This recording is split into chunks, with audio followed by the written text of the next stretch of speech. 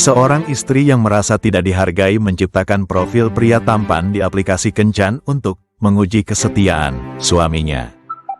Namun skenario fiktifnya berubah menjadi mimpi buruk ketika tabungan bersama miliaran rupiah lenyap tanpa jejak.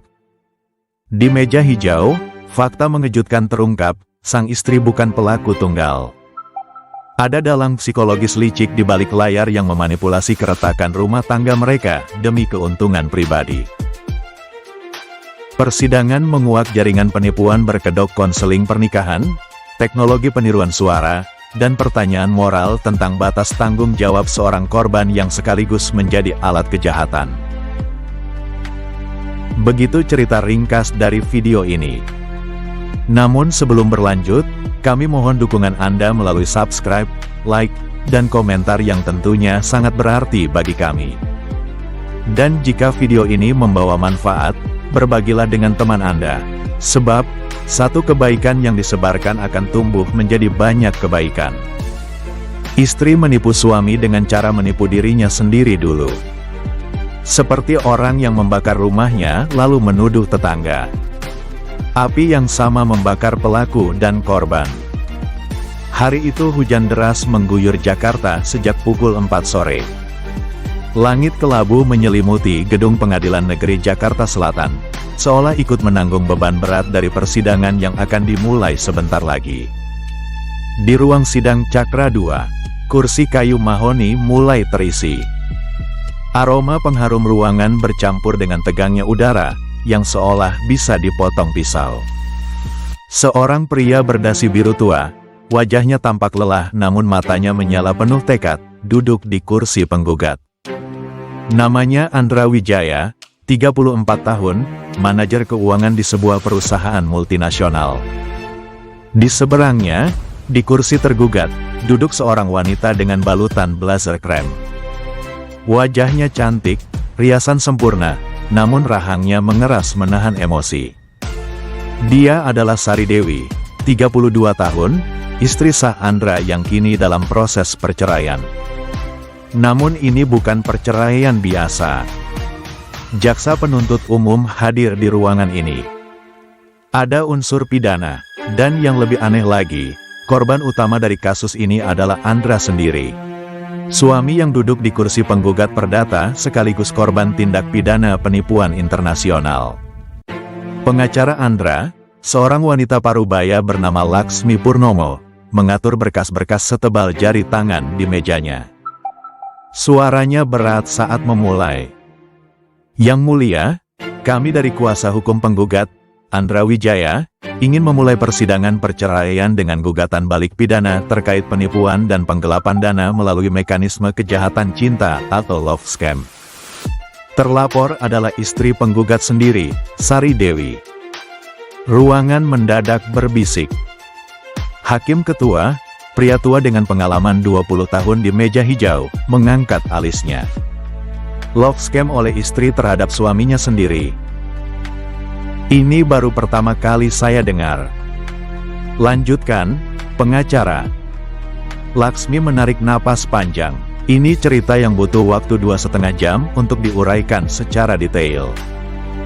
Dan dia akan memulainya dari awal, dari sebuah aplikasi kencan. 2 tahun lalu, tepatnya bulan Maret tahun 2022, pernikahan Andra dan Sari memasuki tahun keempat. Sari adalah pegawai bank swasta yang cukup sukses, sementara Andra naik daun di perusahaannya. Secara finansial, mereka sangat stabil. Namun secara emosi, retak. Suami saya mulai dingin, begitu kata Sari dalam pembelaannya nanti. Dia pulang larut, lebih banyak di kantor, dan saat di rumah hanya menatap ponsel. Saya merasa tidak diinginkan. Sementara Andra punya versi lain. Istri saya berubah setelah kenaikan pangkatnya. Dia jadi materialistis, membanding-bandingkan saya dengan rekan kerjanya yang suaminya lebih kaya. Setiap malam hanya bertengkar. Di tengah keretakan itulah Sari, tanpa sepengetahuan Andra, mengunduh aplikasi kencan bernama Lovelink. Aplikasi dengan ikon hati berwarna gradasi biru keunguan itu menjadi pelariannya. Tapi Sari tidak menggunakan identitas asli. Dia membuat profil palsu dengan nama Luna Maharani, foto seorang model Korea yang diunduh dari Pinterest, dan biografi. Janda muda, 28 tahun, tinggal di Singapura, pemilik butik online. Saya hanya ingin perhatian. Sari mengakui dalam kesaksiannya di persidangan nanti. Saya tidak pernah serius. Hanya ingin merasakan lagi ada yang mengejar-ngejar saya. Namun yang tidak disadari Sari, profil Luna Maharani sangat atraktif. Dalam 3 hari, lebih dari 200 pria menyatakan minat. Hampir semuanya diabaikan Sari, kecuali satu, seorang pria bernama Richard Tan dari Malaysia. Profil Richard menunjukkan pria bule keturunan Eropa Asia, usia 35 tahun, trader forex sukses yang tinggal di Kuala Lumpur. Foto-fotonya, di Marina Bay Sands, di depan Ferrari merah, dan di ruang trading dengan layar-layar monitor raksasa. Richard Tan adalah ciptaan siapa? Bukan dari Sari. Richard Tan adalah profil palsu lain yang dibuat oleh seseorang yang sangat dekat dengan Sari. Namun Sari tidak tahu itu. Sepengetahuan Sari, Richard Tan adalah pria asli yang tertarik padanya. Perbincangan di aplikasi itu berlangsung selama 2 minggu. Dari basa-basi, ke pertanyaan personal, kemudian ke telepon. Ya, telepon. Suara Richard Tan berat, dewasa, dengan aksen Malaysia yang kental. Dia selalu punya alasan kenapa tidak bisa video call. Kamera laptop rusak, baru dipesan dari luar negeri. Atau sinyal di menara ini jelek. Saya sedang di perkebunan istri bos. Sari jatuh cinta pada pria virtual yang tak pernah dia lihat wajah aslinya. Dan disitulah bahaya dimulai. Bulan kelima percakapan, Richard Tan mulai membuka topik investasi. Sayang, katanya dalam rekaman suara yang kemudian disita oleh penyidik. Kita harus pikirkan masa depan kita. Saya mau kamu bebas dari pekerjaan bank yang membosankan itu. Saya punya bocoran pasar forex. Tapi saya butuh partner di Indonesia karena akun luar negeri saya kena blokir sementara. Pinjam dulu modalmu, nanti balik 3 kali lipat. Sari ragu pada awalnya. Tapi Richard pandai merayu. Dia mengirimkan tangkapan layar hasil trading palsu, bukti transfer fiktif, dan bahkan sertifikat lisensi dari perusahaan investasi abal-abal. Sari, yang sehari-hari bekerja di bank dan seharusnya paling tahu cara mengenali penipuan, justru mati rasa karena cinta. Pertama, Sari transfer 20 juta rupiah. Seminggu kemudian, Richard bilang keuntungan sudah mencapai 40 juta, tapi belum bisa dicairkan karena kena pajak internasional. Butuh tambahan 15 juta untuk bea admisi. Sari transfer lagi. Begitu seterusnya. Dalam 4 bulan, total uang yang dikirim Sari ke rekening yang diberikan Richard Tan mencapai 780 juta rupiah. Uang tabungan bersama Sari dan Andra selama bertahun-tahun. Uang yang seharusnya untuk DP rumah, dana pendidikan anak, walaupun mereka belum punya anak, dan investasi masa pensiun. Dan kemudian, pada suatu pagi di bulan September tahun 2022, Andra memeriksa rekening bersama mereka. Saldo yang seharusnya hampir 1 miliar rupiah, tersisa 12 juta.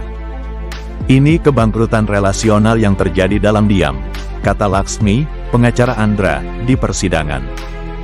Saat Andra mengkonfrontasi Sari, Sari menangis histeris dan mengaku bahwa dia menjadi korban penipuan. Dia menunjukkan profil Richard Tan, tangkapan layar chat, dan bukti transfer. Andra, yang tadinya marah luar biasa, akhirnya luluh. Istrinya kena love scam. Ini bukan salah Sari, pikirnya saat itu. Sari juga korban, kita laporkan ke polisi, kata Andra. Sari panik, tapi dia tidak bisa menolak tanpa menimbulkan kecurigaan. Akhirnya, mereka berdua pergi ke Bareskrim Polri pada bulan Oktober tahun 2022. Penyelidikan dimulai. Tim Siber Bareskrim melacak alamat IP, rekening bank penerima, dan jejak digital Richard Tan. Hasilnya mengejutkan. Semua uang yang ditransfer Sari mengarah ke satu rekening penampungan, kemudian diputar ke berbagai rekening elektronik, dan akhirnya masuk ke sebuah dompet digital yang terdaftar atas nama Sari Dewi sendiri. Tidak persis, nama yang terdaftar adalah Sasmita Dewi. Nama gadis Sari sebelum menikah, dengan hanya satu huruf berbeda.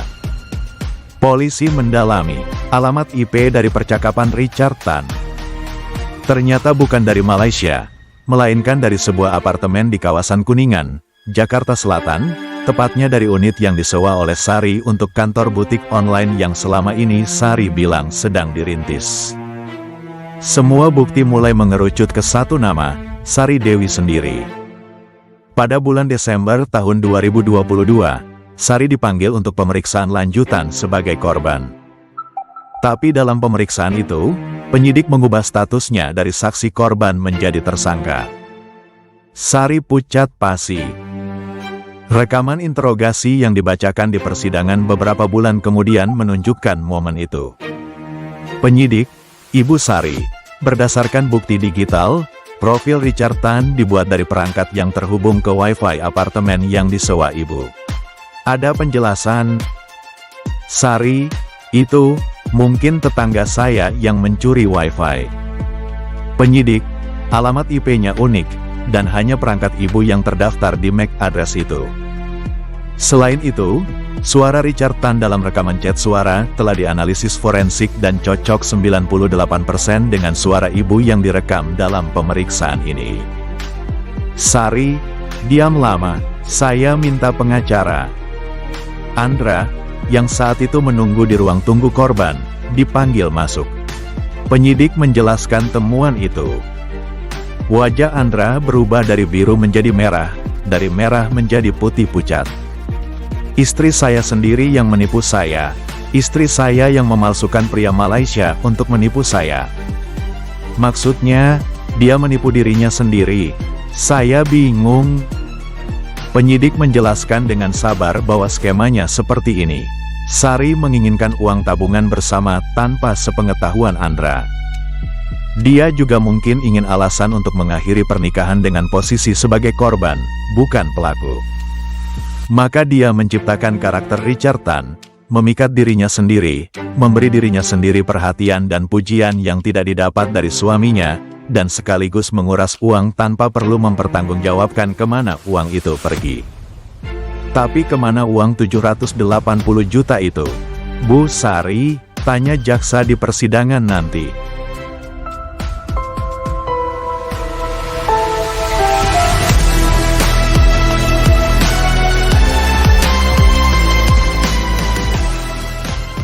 Sekarang kita kembali ke ruang sidang. Hujan di luar masih deras. Hakim kembali memukul palu kecilnya setelah mendengar pembukaan dari Laksmi. Saya ingin mendengar langsung dari tergugat, kata hakim. Ibu Sari Dewi, apakah ibu mengakui bahwa ibu adalah otak di balik profil Richard Tan? Sari berdiri, tangannya gemetar. Pengacaranya, seorang pria muda bernama Fernando, mencoba menenangkannya. Sari berbicara dengan suara parau. Yang mulia, saya tidak pernah berniat menipu suami saya. Richard Tan, pada awalnya benar-benar orang lain. Saya juga korban. Ruangan kembali berbisik. Laksmi langsung berdiri. Yang mulia, ini pengakuan yang berbeda dari fakta-fakta yang sudah terungkap dalam penyidikan. Hakim memukul palu. Tenang, biarkan tergugat menyelesaikan pernyataannya. Sari melanjutkan, dengan napas tersengal-sengal. Tahun 2021, sebelum saya mengunduh Lovelink, saya sudah dikontak seseorang melalui WhatsApp. Orang itu mengaku sebagai psikolog penasehat pernikahan dari sebuah lembaga yang disponsori kementerian. Namanya, Dr. Ruben. Saya konseling awal gratis. Saya cerita masalah rumah tangga saya. Dokter Ruben sangat perhatian. Dia kemudian menyarankan saya untuk melakukan tes kesetiaan pada suami saya. Andra, di kursi penggugat, menoleh cepat. Apa? Dokter Ruben bilang, Sari melanjutkan, cara terbaik untuk mengetahui apakah suami saya masih peduli adalah dengan membuat situasi krisis keuangan. Membuat saya tampak sebagai korban penipuan, lalu melihat apakah suami saya akan membela saya atau meninggalkan saya. Dokter Ruben yang membuat profil Richard Tan. Dokter Ruben yang mengirimkan suara-suara itu menggunakan teknologi peniruan suara. Voice cloning. Bukan suara saya. Dokter Ruben yang merekayasa semuanya. Uang 780 juta itu, saya transfer ke rekening yang diberikan Dokter Ruben, bukan ke rekening saya sendiri. Saya minta penyidik membuka rekening Sasmita Dewi itu. Uang di sana hanya 50 juta. Sisanya, saya tidak tahu. Kejutan beruntun mengguncang ruang sidang. Jaksa penuntut umum, seorang wanita tangguh bernama Rina, berdiri. Yang mulia, fakta tentang Dokter Ruben sudah kami dalami selama 6 bulan terakhir. Tersangka Sari Dewi tidak berbohong. Ada tokoh ketiga di balik kasus ini. Namanya Ruben Haryanto, 41 tahun, psikolog lulusan Universitas Negeri. Namun izin praktiknya dicabut pada tahun 2019 karena kasus penggelapan dana klien. Rina membuka dokumen setebal 100 halaman. Dokter Ruben, panggilan itu ilegal, dia bukan dokter, membangun model penipuan khusus untuk pasangan yang sedang konflik. Dia menargetkan istri-istri yang merasa tidak dihargai, kemudian menawarkan konseling pernikahan intensif secara gratis. Setelah mendapat kepercayaan, dia memanipulasi kliennya untuk melakukan serangkaian tindakan destruktif terhadap pernikahan mereka sendiri, termasuk menciptakan krisis finansial, mengarang perselingkuhan palsu, bahkan dalam beberapa kasus, memprovokasi kekerasan dalam rumah tangga agar kliennya mendapat posisi kuat dalam gugatan cerai. Sari mulai menangis terseduh-seduh. Dia bilang kepada saya, "Bu Sari, kalau suami ibu benar-benar peduli, dia akan mengorbankan apapun untuk ibu. Termasuk tabungannya. Jika ibu membuat uang itu hilang dan suami ibu marah, berarti dia tidak pantas bersama ibu." Andra memegang sandaran kursi di depannya. Tangannya memutih. "Kamu percaya omong kosong seperti itu?" Hakim memukul palu. Penggugat, kendalikan emosi. Laksmi menarik lengan Andra agar duduk. Rina melanjutkan. "Kami menangkap Ruben Haryanto di sebuah villa di Puncak 2 minggu lalu. Dia mengoperasikan jaringan yang terdiri dari 6 wanita yang menjadi korban sukarela atau korban tanpa sadar, seperti Sari Dewi. Total kerugian yang ditimbulkan dari semua kliennya mencapai 12 miliar rupiah. Ruben mengambil komisi rata-rata 30%. Sisanya dikembalikan ke klien, tanya seorang hakim anggota. Rina geleng-geleng. Tidak, Ruben memberi skema kepada kliennya bahwa uang itu disimpan dalam rekening aman untuk dikembalikan setelah tes selesai. Tapi Ruben menggunakan uang itu untuk foya-foya, judi online, dan membiayai gaya hidup mewah pacarnya. Disinilah letak kompleksitas kasus ini. Sari Dewi, dalam pandangan hukum, adalah pelaku transfer ilegal atas uang bersama suaminya tanpa persetujuan suami. Tapi Sari sendiri dimanipulasi oleh Ruben. Namun, apakah Sari benar-benar tidak tahu bahwa tindakannya salah? Apakah dia hanya boneka tidak berdosa? Pengacara Sari, Fernando, angkat bicara. "Yang mulia, klien saya berulang kali mempertanyakan skema Ruben. Ruben mengatasinya dengan memberikan jurnal kepatuhan. Klien harus mencatat setiap interaksi suami dan menilai apakah suami lulus ujian. Ruben memberikan instruksi sangat rinci. Kapan harus menangis, Kapan harus mengaku sebagai korban, bahkan kapan harus mencabut laporan polisi jika penyelidikan mulai mengarah ke Ruben. Klien saya adalah korban persuasion koersif, pengaruh psikologis yang sangat kuat dari seorang yang dia percaya sebagai ahli pernikahan. Laksmi, pengacara Andra, berdiri lagi. Yang mulia, itu pembelaan yang menggelikan. Ibu Sari adalah wanita dewasa, berpendidikan, bekerja di bank. Dia tahu betul bahwa mengambil uang 780 juta tanpa izin suami adalah tindak pidana. Dia tahu betul bahwa membuat profil palsu dan menipu suaminya sendiri adalah pengkhianatan. Dia mungkin korban Ruben, tapi dia juga korban atas keputusan buruknya sendiri. Itu tidak menghapus tanggung jawab pidana. Hakim bertanya pada Sari langsung. Ibu Sari, mengapa ibu tidak berkata jujur pada suami sejak awal? Begitu Ruben meminta ibu transfer jutaan rupiah, bukankah itu sudah tanda bahaya? Sari terdiam panjang sebelum menjawab dengan suara nyaris tidak terdengar. Karena saat saya transfer pertama kali, Ruben bilang saya sudah terlalu dalam. Dia bilang kalau suami saya tahu, suami saya akan membenci saya dan meninggalkan saya. Saya takut. Yang mulia, saya sangat takut kehilangan Andra. Ironisnya, tindakan saya justru membuat saya benar-benar kehilangan dia. Andra menunduk, air matanya menetes untuk pertama kalinya sejak persidangan dimulai.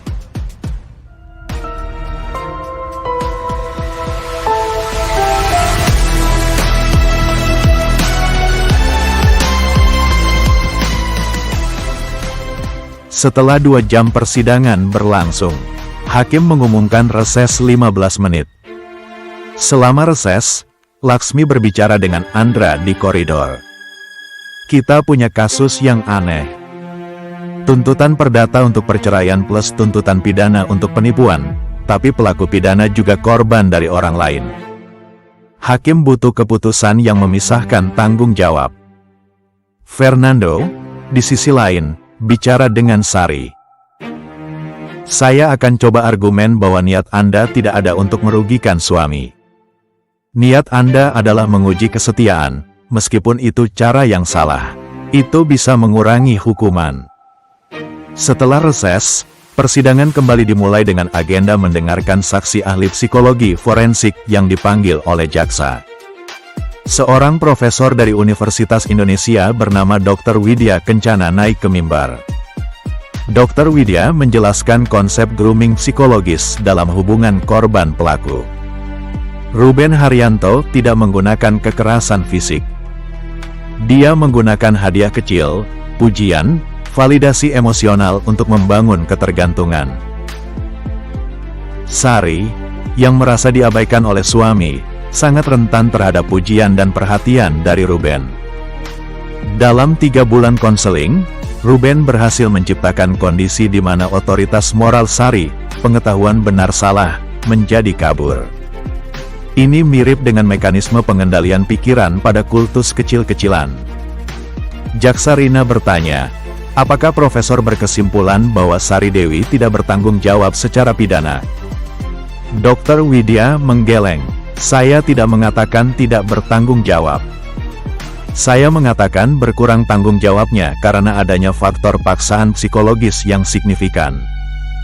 Namun, tetap ada momen-momen di mana Sari bisa keluar. Saat dia harus mendatangi bank untuk transfer jumlah besar, misalnya, teller bank sudah bertanya tujuan transfer. Sari menjawab, untuk investasi properti. Dia berbohong pada teller. Itu menunjukkan bahwa Sari sebenarnya sadar ada yang tidak beres dengan perintah Ruben. Sari menangis lagi. Andra akhirnya meminta izin berbicara langsung ke Sari. Hakim mengizinkan. Sari, suara Andra berat, kalau saja kamu bicara padaku. Kalau saja kamu bilang, Andra, ada orang yang mencoba mempengaruhiku secara aneh, saya akan dengar. 3 tahun pernikahan, apa artinya? Kenapa psikolog asing lebih kamu percaya dari suamimu sendiri? Sari menjawab, suaranya pecah. Karena Dr. Ruben mendengarkanku. Kamu tidak pernah mendengarkanku, Andra. Kamu sibuk dengan laporan keuangan, dengan angka-angka itu. Saat aku cerita aku lelah, kamu bilang, istirahat saja. Saat aku cerita aku butuh perhatian, kamu bilang, beli saja tas baru. Aku tidak butuh tas. Aku butuh kamu memandang mataku saat bicara. Ruang sidang hening.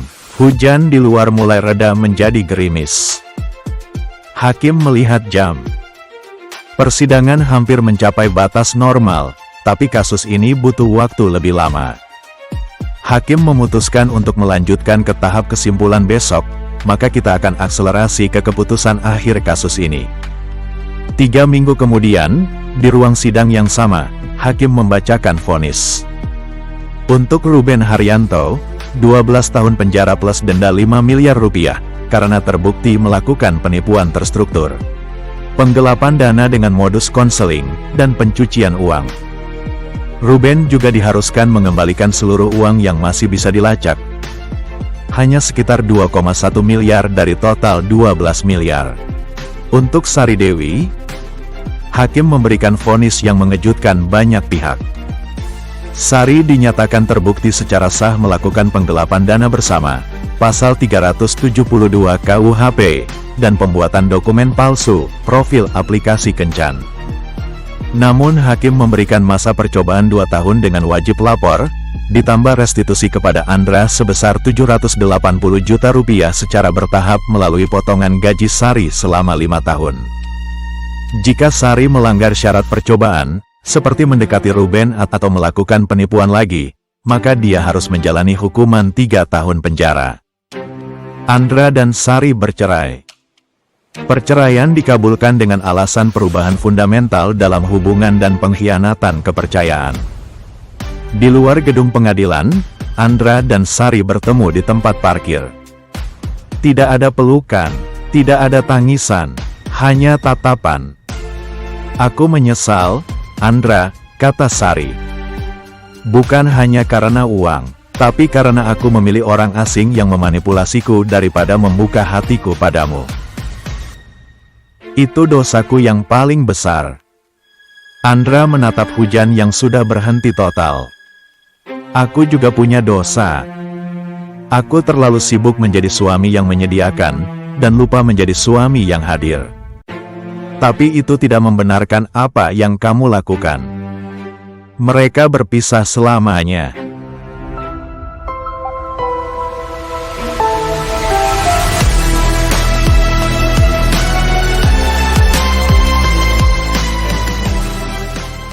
Kasus ini mengguncang dunia hukum Indonesia.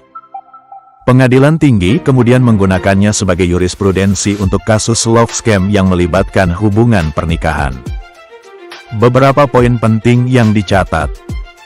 Pertama, love scam tidak selalu melibatkan orang asing. Pelaku bisa orang terdekat, bahkan pasangan sendiri, dengan memanfaatkan kerentanan emosional korban.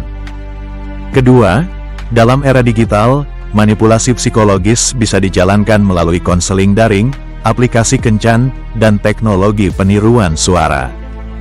Ketiga, tanggung jawab pidana bersifat personal. Namun faktor paksaan psikologis dapat meringankan hukuman, tidak menghapuskannya. Dan yang keempat, mungkin yang paling penting, komunikasi dalam pernikahan tidak bisa digantikan oleh aplikasi, tes kesetiaan, atau konsultan misterius. Jika dua orang tidak belajar mendengar dan didengar, uang sebanyak apapun tidak akan menyelamatkan apapun. Sari Dewi menjalani masa percobaannya. Dia pindah ke kota kecil di Jawa Tengah, bekerja di bank daerah, dan mengirimkan potongan gajinya setiap bulan ke rekening Andra. Setiap transfer adalah pengingat, inilah harga dari cinta yang salah alamat. Andra Wijaya tidak menikah lagi.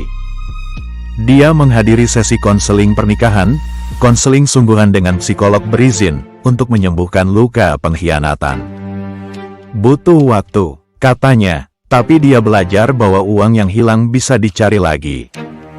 Kepercayaan yang hilang, belum tentu. Hakim yang memimpin sidang, dalam wawancara dengan majalah hukum beberapa bulan kemudian, berkata, "Ini kasus paling aneh dalam karir saya. Istri menipu suami dengan cara menipu diri sendiri dulu. Seperti orang yang membakar rumahnya sendiri lalu menuduh tetangga. Api yang sama membakar pelaku dan korban." Dan di ruang sidang yang sunyi, ketika palu hakim terakhir dipukulkan, semua yang hadir menghela napas. Kasus ini selesai. Tapi luka dari kebohongan, manipulasi, dan cinta yang dijadikan senjata, akan terus bergema di meja hijau untuk waktu yang sangat lama. 2 tahun telah berlalu sejak palu hakim terakhir diketuk. Sari Dewi tidak lagi tinggal di Jakarta. Dia memilih sunyi di sebuah kota kecil di lereng Gunung Sindoro, Jawa Tengah. Populasi tidak sampai 50.000 jiwa. Setiap orang tahu nama tetangganya. Setiap pagi, suara azan dan kokok ayam bersaing dengan mesin penggiling kopi di pasar tradisional. Sari bekerja sebagai teller di Bank Rakyat Indonesia, cabang kecamatan.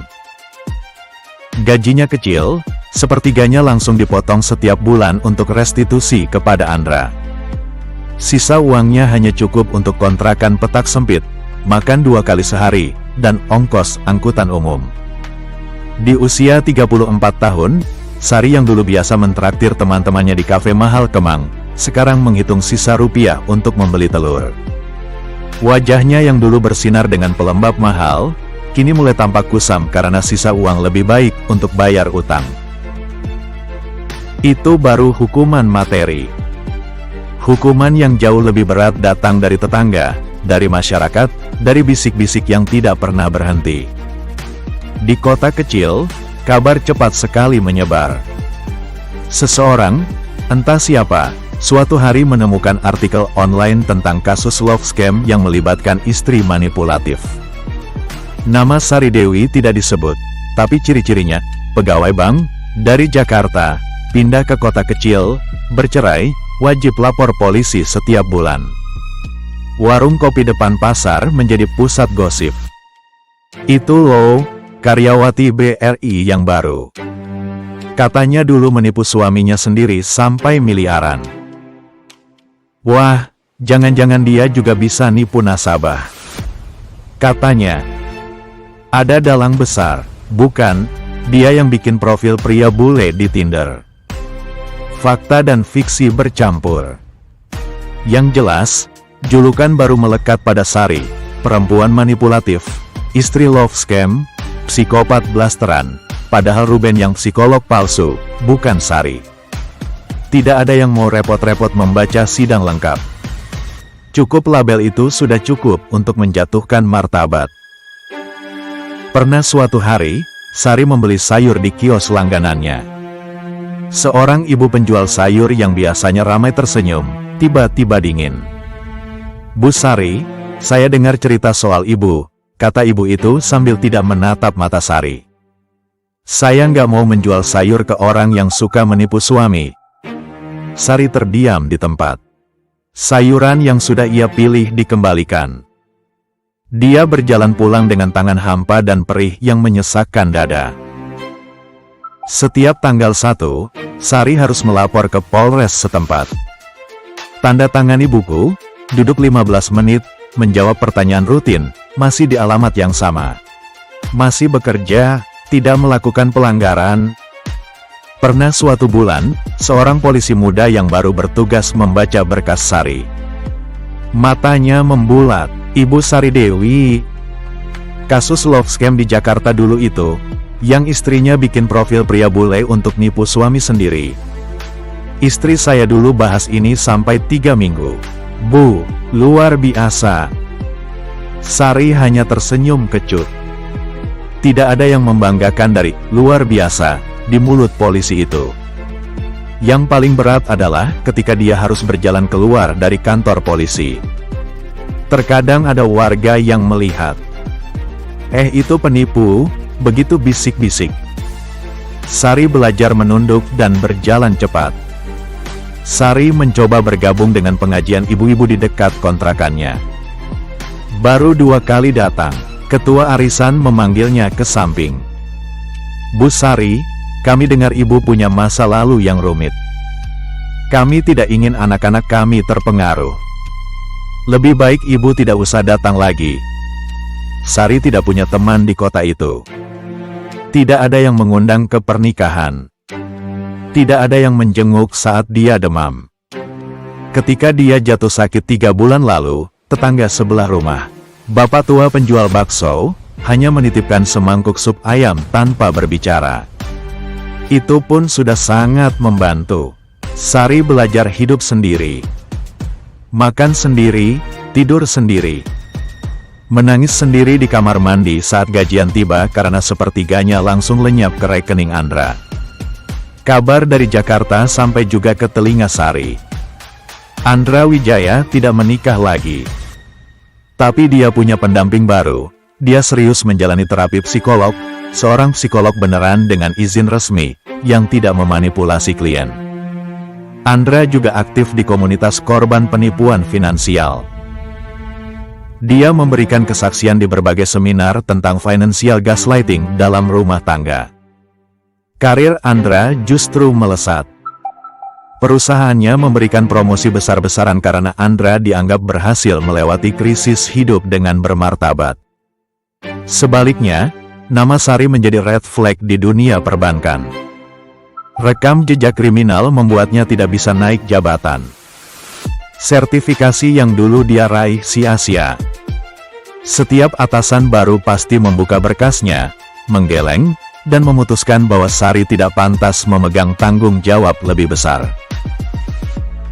Bu Sari, kami nilai ibu kompeten secara teknis. Tapi posisi kepala cabang membutuhkan integritas moral yang tidak tercela. Itu adalah surat penolakan kenaikan pangkat ketiga yang Sari terima dalam 2 tahun. Sari insomnia.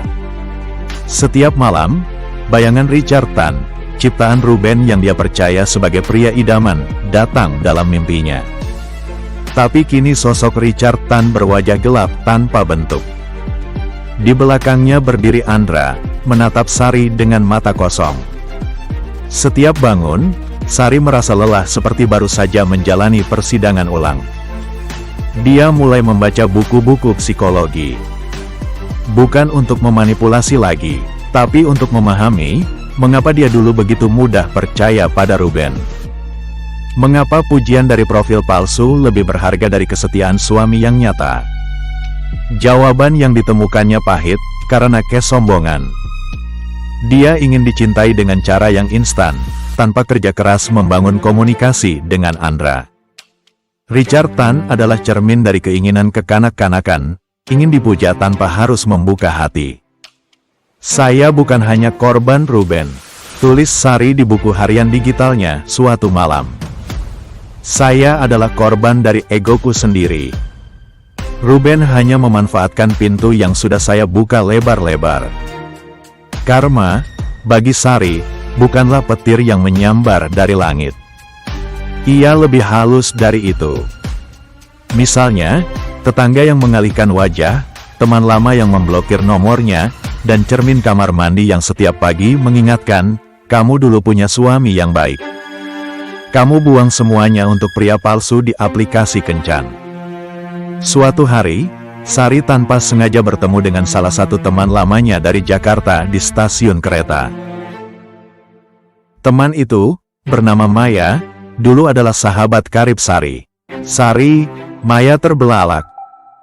Ya Allah, kabar kamu gimana? Aku dengar, ya, semuanya. Sari mengangguk malu. Maya menghela napas. Aku nggak mau menghakimi, tapi jujur, Sari, aku dulu pernah bilang sama suamiku, jangan pernah berkhianat seperti Sari. Sampai sekarang kalau suamiku telat pulang, aku pikir-pikir lagi. Sari tidak bisa marah. Dia adalah peringatan berjalan bagi teman-temannya. Jangan jadi seperti Sari, itu mungkin kalimat yang paling sering diucapkan di arisan-arisan Jakarta. Kamu masih bisa berubah, kata Maya sebelum pergi. Tapi maaf, aku nggak bisa kembali berteman denganmu. Reputasiku juga dipertaruhkan. Sari mengerti. Dia tidak memiliki hak untuk marah. Cerita ini ditutup dengan tulisan tangan Sari. Sebuah surat yang tidak pernah dikirimkan ke Andra, tetapi ditemukan oleh pemilik kontrakan setelah Sari pindah ke kota lain. Ia selalu pindah setiap tahun, karena tidak ada tempat yang mau menerimanya lama-lama. Isi surat itu, sebagian kecil, Andra, aku tahu kata, maaf, sudah kehilangan makna setelah semua yang terjadi. Tapi aku ingin kamu tahu, setiap bulan, saat transfer restitusi keluar dari rekeningku, aku mengucap syukur. Karena itu artinya, aku masih punya kesempatan membayar kesalahan. Bukan hanya uang, tapi rasa bersalah yang takkan lunas sampai mati. Aku dulu menginginkan perhatian dengan cara paling bodoh. Aku lebih memilih cinta fiksi dari pria yang tidak pernah ada, daripada membuka mulut dan bilang, Bang, aku butuh kamu. Kini aku tinggal di kota yang tidak ada satu orang pun mengenalku sebagai siapapun. Itu berkah sekaligus kutukan. Aku bebas dari label, tapi aku juga tidak punya siapa-siapa. Jika suatu hari nanti kita bertemu di jalan, meski aku tahu itu tidak mungkin, aku ingin kamu melihat bahwa Sari yang dulu sudah mati. Yang tersisa hanya perempuan biasa yang belajar bahwa kepercayaan adalah uang yang tidak bisa dicetak ulang. Terima kasih untuk 780 juta rupiah yang tidak pernah benar-benar menjadi milikku. Itu adalah harga sekolah paling mahal yang pernah aku bayar. Sari, surat itu tidak pernah sampai ke Andra. Tapi surat itu menjadi penutup yang pantas bagi seorang mantan istri yang hidup dalam karma sosialnya sendiri, mengembara dari satu kota kecil ke kota kecil lain, membawa nama buruk yang tidak bisa ia buang meskipun sudah mengganti KTP. Jenis hukuman, sebagai bentuk nyata hukum formal. Masa percobaan 2 tahun, wajib lapor polisi, restitusi 780 juta sebagai hukum finansial yang dipotong 1/3 dari gaji tiap bulan, menjadikan hidupnya pas-pasan. Hukum sosial dikucilkan tetangga, tidak punya teman, tidak diundang ke acara sosial. Hukum psikologis insomnia, mimpi buruk, depresi, rasa bersalah kronis. Hukum karir tidak bisa naik pangkat, dianggap tidak berintegritas. Hukum karma paling berat menjadi peringatan bagi orang lain. Julukan istri love scam, melekat seumur hidup. Dunia tidak melupakan pengkhianat. Dunia juga tidak serta-merta memaafkan hanya karena pelaku menangis di persidangan. Karma bukan ledakan. Karma adalah tetesan air yang terus-menerus membatu. Lambat, tak terdengar, tapi pasti mengeraskan hati yang pernah terluka. Dan menghanyutkan nama baik mereka yang memilih jalan pintas.